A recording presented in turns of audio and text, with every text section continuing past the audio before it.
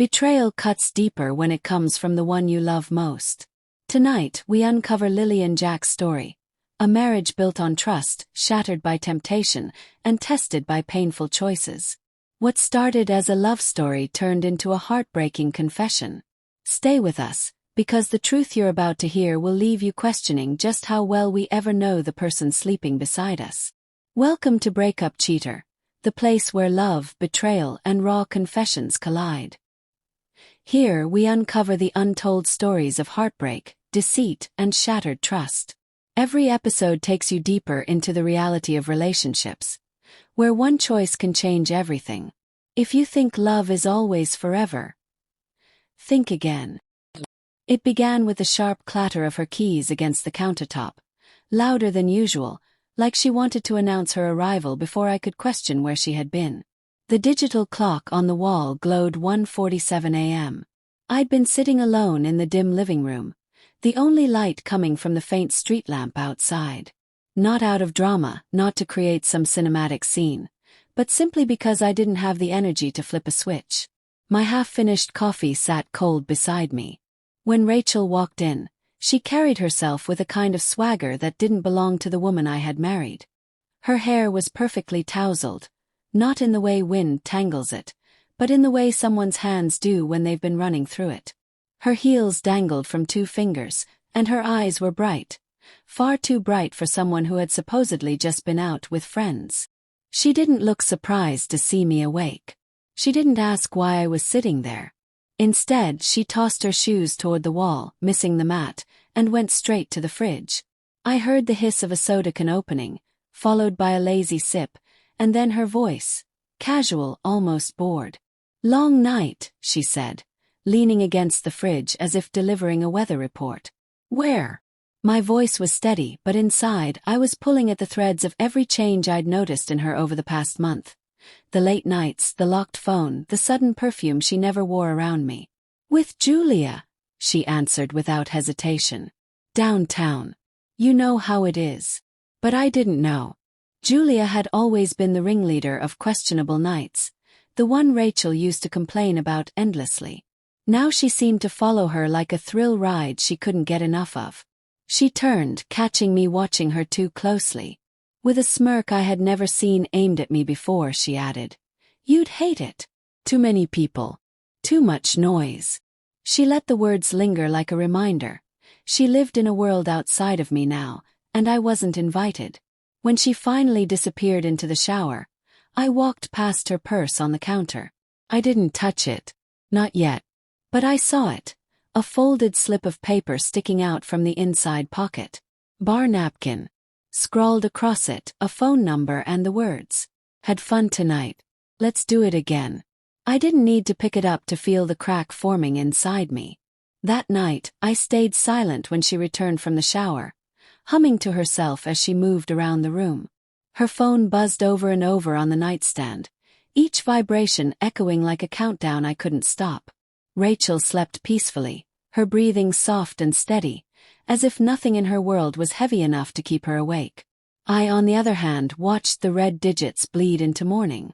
By 5:13 a.m., I gave up and made coffee I didn't want. By 8 she was still asleep. When she finally emerged, she was wearing one of my old t-shirts. Once it used to mean something, her way of being close to me. Now it just looked like something she'd grabbed off the floor. "Morning," she said, pouring coffee without looking at me. I almost asked about the napkin then. Almost. Instead I said, "Fun night." She smirked into her cup. "Depends on your definition of fun." Her answer cut deeper than I expected. It wasn't just careless. It was deliberate. She was dangling bait, waiting to see if I'd bite. Later, while she was gone for brunch, I pulled the napkin from her purse. The number had a local area code. Beneath the words was a tiny smiley face. Intimate. Not random. Not innocent. I could have called it. Texted it. But I didn't. Instead, I opened my laptop and started combing through our phone records. That's when I found them. Rows of late-night calls and texts tied to the same number. A neat little pattern stretching back 3 weeks. Always after 11 p.m. Always when she claimed to be with Julia. The reverse lookup confirmed it belonged to a man. Mid-30s. That was all I needed to feel my stomach twist. That night, when Rachel fell asleep, I did something I had sworn I'd never do. I took her phone. To my surprise, it wasn't locked. Maybe that was arrogance, or maybe she thought I'd never dare. Either way, the truth waited just one swipe away. I opened the thread with Ethan work. Except Ethan didn't work in marketing. And judging from the messages, work wasn't what they were doing. The first one I saw: "Can't stop thinking about Tuesday. You're impossible. Stop making me smile like this in public." Another: "Can't believe we haven't been caught yet. He's too trusting." That line froze me. Then came the photo. Rachel in her black dress, leaning against a bar table. Ethan's hand at her waist. Her smile wide, genuine, the kind I hadn't seen in years. Put the phone back. Stared at her as she slept. Peaceful. Innocent. A mask I now knew was nothing but a lie. From that moment, I made a decision. I wouldn't confront her yet. Not until the truth was undeniable. Over the following week, I gathered proof. I tracked her girls' nights, her late meetings, her traffic jams. Each time the timeline matched Ethan. Eventually I called an old friend, Marcus, a private investigator. "Give me a week," he said. "You'll have everything you need." 7 days later I had it. Photos, hotel receipts, videos. Rachel and Ethan holding hands across tables, walking arm in arm down side streets, slipping into the same hotel 3 different nights. It was airtight. That Friday I set the stage. Quiet dinner at home. Her favorite meal. A bottle of wine. Music she loved. She thought it was romance. She thought I was softening. Halfway through dinner, I slid my laptop across the table. Opened the folder. The first photo filled the screen. Her and Ethan outside the hotel. His hand resting at the small of her back. Her fork froze. "What is this?" she whispered, voice sharp, eyes darting. "Proof," I said evenly.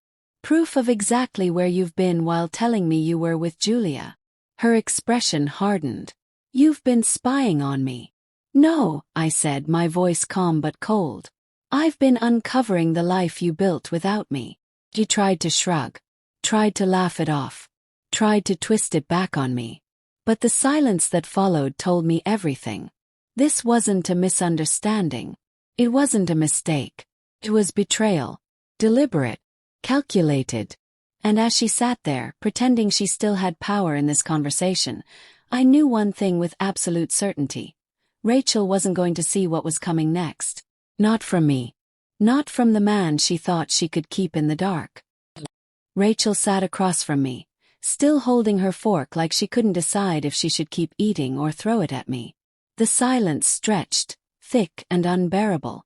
Her eyes darted between the laptop screen, my face, and her wine glass. Finally she laughed. Short, bitter and sharp. "You're overreacting," she said. "It's not what it looks like." The absurdity almost made me smile. "Really?" I leaned forward, my voice low but firm.